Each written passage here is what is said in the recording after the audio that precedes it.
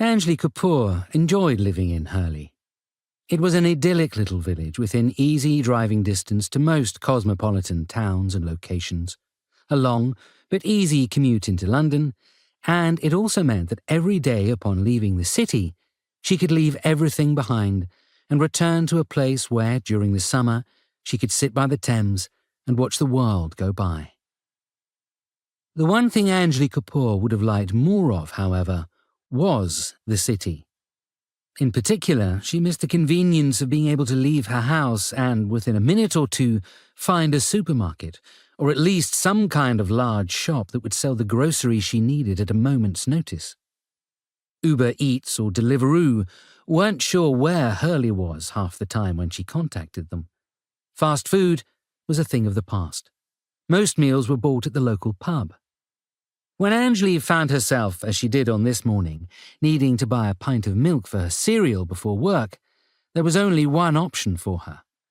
Well, there were two options, but one of them involved getting into the car and driving for a substantial amount of time to get to the nearest retail park superstore or grabbing something from a service station.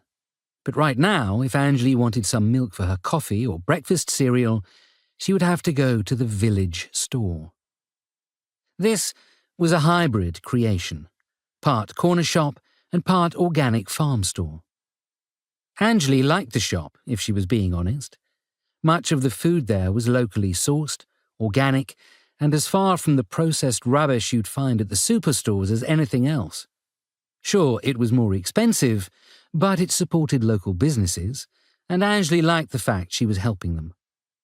The one thing she wasn't as much a fan of was Trudy.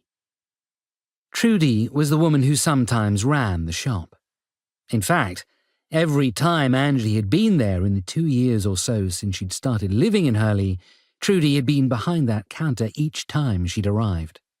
It was almost as if Trudy had no house to live in, and she kept a sleeping bag hidden behind the counter. Trudy was a Hurleyan, Hurleyite, or whatever they called themselves. Village born and bred, 7th generation Hurley resident, and proud of it as well. Her family had been around since Hall Place was built in the 1700s, probably even longer. Anjli knew all this because Trudy repeatedly told her. Anjli was aware that, as somebody who had recently moved to Hurley and didn't have the social village standing of the legacy families, she wasn't high up on Trudy's friends list. At least, that's what she hoped it was.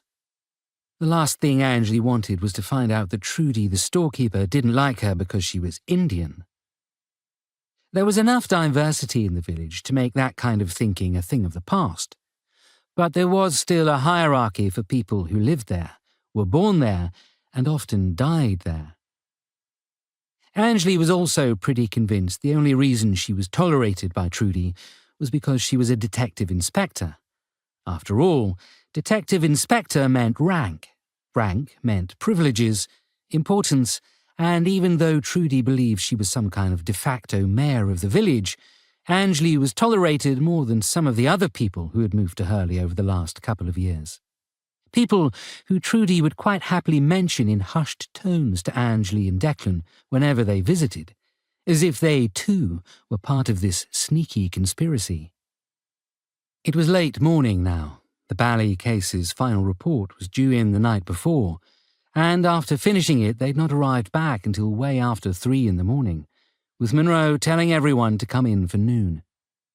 As Anjli entered the store, walking over to the fridge section and grabbing a half pint of semi-skimmed milk, glancing around the shop and wondering whether she needed to pick up some bread, and maybe some eggs to go with this, the thoughts of a breakfast cereal being replaced by scrambled egg on toast.